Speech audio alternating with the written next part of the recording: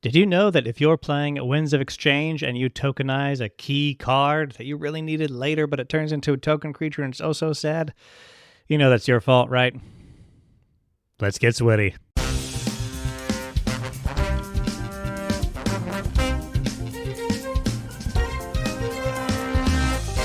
Welcome to KeyForge Public Radio with your host, Zach Armstrong.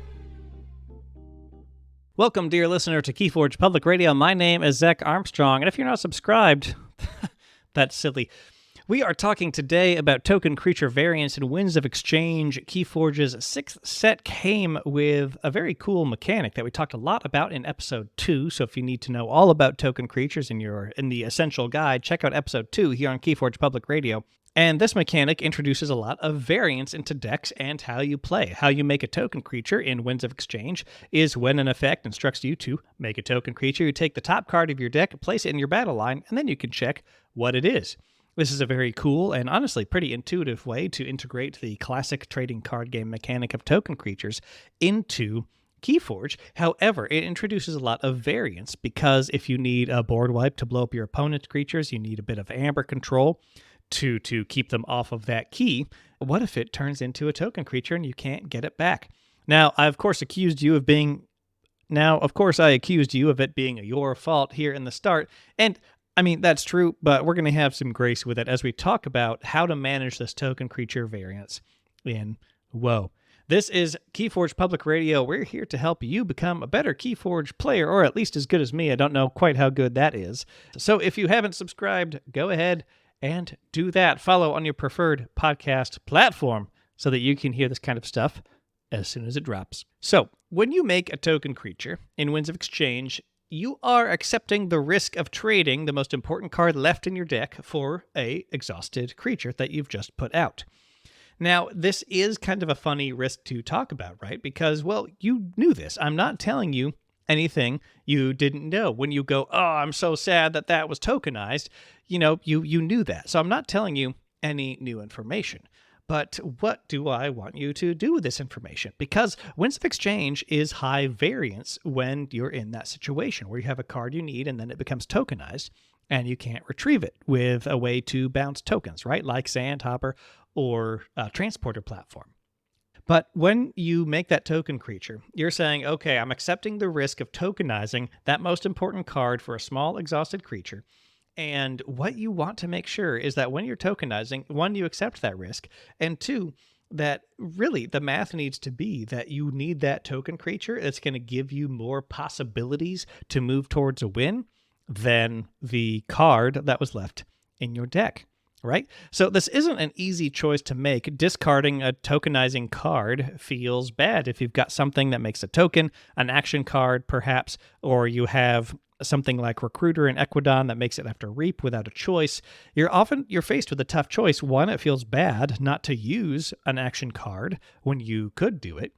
If you don't have a choice with making the token, like with Recruiter, that's a tough choice because you're missing out on a whole amber that you could have otherwise. So that starts to come into all these calculations.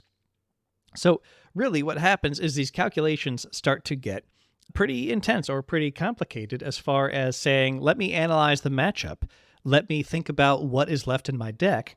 Let me think about what is going on in the board and the hand. What risk is acceptable for one of my key cards later become a token creature right now if I use this make a token creature ability. So that is a whole lot of math to math, right?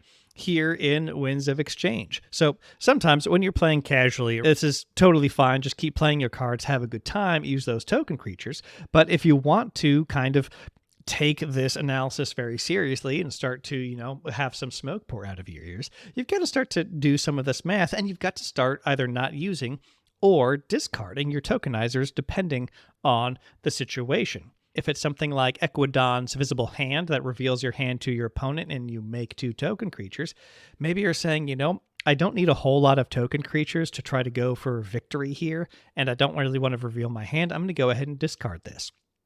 I'm going to go ahead and discard this. That's a perfectly good choice if you know that it's not worth the risk of tokenizing your really good amber control you wanted to draw later, or your board wipe, right? or your board wipe. So you can go ahead and discard it, and it kind of feels bad, but it might be the right kind of conservative, less risky choice to make. Now, you might hold on to something like the visible hand. You say, I'm going to take the risk where I'm not going to draw up the card I would have if I got rid of this at the end of the turn, but I really want to hold on to this to get those out. And I'm just going to really roll the dice here on seeing if I draw what I need so I can play visible hand without risking tokenizing that card I really wanted to. So this isn't easy. It gets a bit easier with artifacts like Nyan Outpost or Mark II Generator, both over in Mars, because once those artifacts are out, you can just choose to not use them, and then you're good to go, right? You're not really sacrificing anything by not using them, except for the token creature you would have had out, which is a part of your calculations anyways. That's a part of your calculations anyways. So really what I want to encourage you to do as far as looking at the choice to make a token creature is, if you want to take it seriously and start to do the math, you've got to consider discarding or not using the token creature generator if you know you need that card that is in your deck and you need to find it and use it. Thinking this way starts to slow your deck down. You've got what are essentially dead cards because you are deciding that this is a dead card. I'm not going to use it. I don't need its effect right now. Let's get rid of it. So what are a few ways that decks are going to actually mitigate this? There are actually some kinds of decks and some other cards and some actually approaches to playing a deck that can actually help mitigate this complicated token creature variance decision making that you need to manage. So first off, I mentioned this offhand earlier, but any token bouncing is going to increase your ability to control the variance with what gets made into tokens and then bouncing it back to hand, especially if that effect is immediately available. Now, of course, if you've taken any amount of looking into strategy and what's strong in Winds of Exchange, you're going to know that bouncing whatever token you want to is quite good. We have Sandhopper in Equidon that has action, return a friendly creature to hand. If you do, you may play a non-Equidon creature from your hand. You have Transporter Platform doing something very similar over in Star Alliance. There is a funny little rare over in Equidon that lets you just bounce a single token creature, right? So any bounce that is immediately available, where you just get to make a token, see what it is, and then bounce it back, especially with those artifacts, is highly, highly valuable for managing that variance, because you can just go ahead and make that token creature, and if it's the thing you need, boom, you take it up into your hand.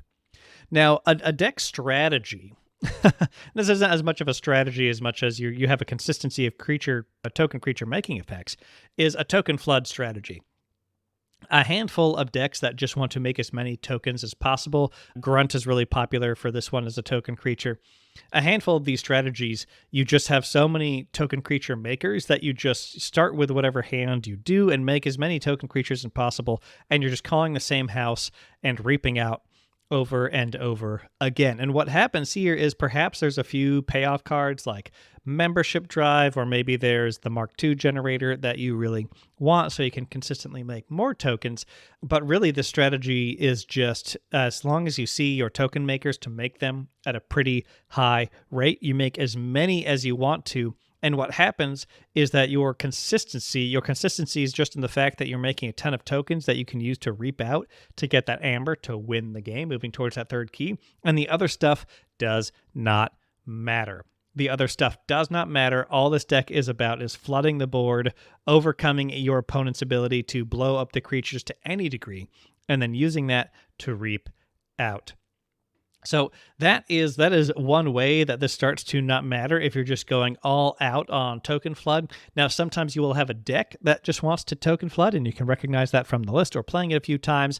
Sometimes you'll be in a situation where you've got a good draw, you're in a good situation, your opponent isn't finding you off the board, and you know you can just keep pushing and making tokens because you know that your way to win this particular game is that you've got control of the board and you can just keep reaping out. You don't need to dig for your tricks. You don't need to try anything tricky. You just need to brute force your way to victory by reaping out turn after turn and making more token creatures. Another kind of mitigation, another way to mitigate the token creature variance in Winds of Exchange, either in selecting a deck that does things like what I'm about to mention or building for Alliance where they're sealed, or standard, is the consistency of effects across many different cards. So what I'm talking about here is if you have a deck where you want to make token creatures and you have plenty of Amber control, let's say you have a couple Rogue Operation over in Star Alliance and you have multiple Generous Offer over in Equidon and you have several Mars Needs Amber in Mars. If you have consistent effects towards these particular goals and needs like that, creature control across multiple houses, across multiple cards, you have a much lesser chance of tokenizing everything of one effect, right? You have a much lower chance of tokenizing all of your Amber control, of tokenizing all of your creature control. So you can tokenize with a bit more abandon. There is still a risk that all of it will end up upside down as a token creature, but you generally, if you start to see a few of those cards and get the uses out of them, you can say, okay, sweet, I've gotten the value out of these. I do want to keep making token creatures, reaping out with those, fighting with those, getting payoff for those via the various cards in your deck that may do that. So if you have consistency of your effects across many different kinds of things, a whole bunch of creature control, a whole bunch of Amber control across a few different sections, then you're going to be able to mitigate that variance. Just mitigate that variance by what your deck is made up of. You're going a bit more towards consistency of effects like you might see in a constructed game. But in this case, you've simply built it with Alliance across a few different pods, or you've said, oh, hey, this is how I can play this deck. I can actually make token creatures with abandon because I'm going to see my Amber control pretty much no matter what. Another note on the token flood strategy is sometimes you're making tokens so fast that you're going to loop through your deck multiple times, and that's where what you start to do is you fight off or blow up in some way the tokens that have the cards you do want to see on the next flip. So keep that in mind as kind of a discard pile tech. You know that discard pile is going to flip back into your deck real soon, especially if you're making a ton of them in a ton of those cards into token creatures. So go ahead and blow up those tokens you know you want to see on the next loop, especially if they're all in one house, and get those into the discard pile before you flip. So keep that in mind as you go. Apply that as you use Winds of Exchange decks in your casual play, hopefully in the 2024 competitive play season. This has been KeyForge Public Radio. I am your host, Zach Armstrong. If you haven't subscribed at this point, I don't know what to tell you. Come on, just hit it. Just hit follow, please. Please. I have cats to feed. KeyForgePublicRadio.com is where you can find our blog posts and the merch shop, which is a great place to both support KeyForge Public Radio and get some pretty good-looking shirts, both the Golden Resource design that we've got up there, as well as KPR branded shirts. Got all sorts of things there. The Patreon is, of course, where you can support most directly. Thank you, of course, to our Airwave Advocate level supporters like Paul Roadrunner. We will be back with you next week here on KeyForge Public Radio like we are every Wednesday. And remember, like your radio dial, may our KeyForge skills always be well tuned. Visit KeyForgePublicRadio.com to find all of our episodes, transcripts, blog posts, the KPR store, and more. KeyForge Public Radio is made possible with support from listeners just like you who believe in this game and this show. When you join the Patreon, you receive access to votes on content, sneak peeks, early knowledge of interviews, access to the Discord, and other benefits. So come on down, I'd be honored if you joined us. Follow KPR on any social media platform you frequent. Just search for KeyForge Public Radio, and we're probably there. This show is produced by Rooster High Productions, which is me.